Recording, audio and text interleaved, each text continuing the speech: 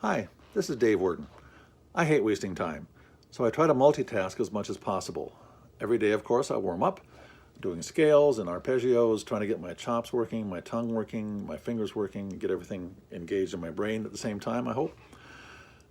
These days I'm working on Hungarian Melodies. That has a couple passages that require coordination between fingers and tongue.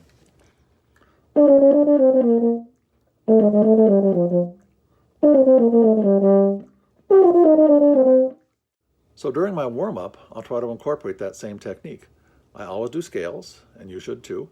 I'll incorporate that technique in some scales I might normally play.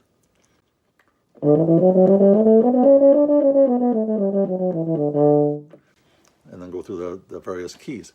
So in that way, you make the technique more instinctive. You're not thinking about it so hard during the solo. It comes out more naturally with more facility. Give that a try and see what you think. Thanks.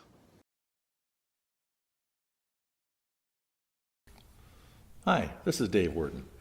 Recently on social media, I posted a tip on Hungarian Melodies. There's a passage near the end that has some very tricky cross fingerings, and it's at a very fast tempo, of course, and it's hard to play. So I suggested some alternate fingerings that could be used there. You can find that tip on Facebook, on YouTube, Instagram, and Twitter on my channels there. But one of my followers asked me about a different passage. In this case, the passage involves coordination between the tongue and the fingers. Neither has to move very quickly, but they have to synchronize what they're doing exactly. That's the passage that's more toward the middle, and it starts at H in my music. It may be a different rehearsal mark in yours. It's marked allegretto.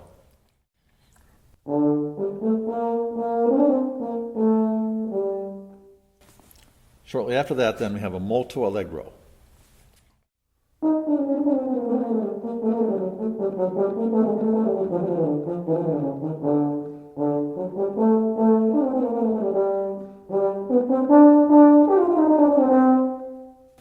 So that's where it gets a little tricky. What I suggested for this person was to practice the finger movements in that passage. So leave out every other note, basically, and just play some short eighth notes, but with very quick and accurate finger motions, holding the valve down for the duration of the note, lifting it up very quickly for the next note. So something like this.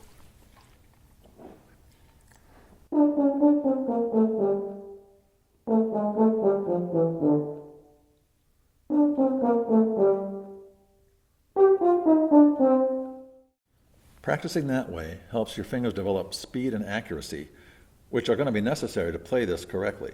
But it takes out that coordination effort between the slurs and tongue notes and the fingers all together.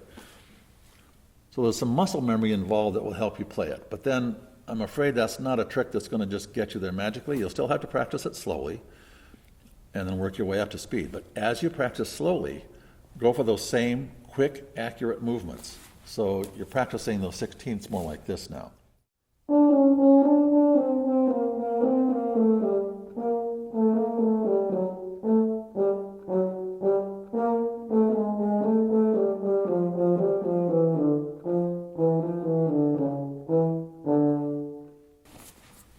And then gradually work the tempo faster. I think that will get you where you want to go. It doesn't solve everything for you, but it will help you play it more cleanly and sound a little more sparkling when you get it right, so you'll be more effective as a soloist. In any case, I hope that provides a little bit of assistance if you're working on this passage. It's not the easiest thing to play, but you'll get it with time and effort. Thanks for listening. Near the end of Hungarian Melodies, which I'm working on right now, is the trill. It's on a high, well, written in treble clef, B to C, or in bass clef, it would be A to B flat.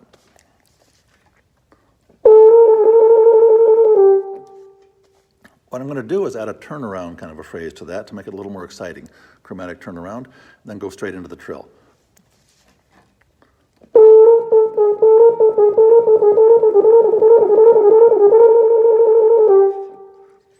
That turnaround figure is sort of an awkward fingering, but as you start going faster, you can replace the first valve note with open, and it will work. Open in place of the A flat concert or B flat in treble.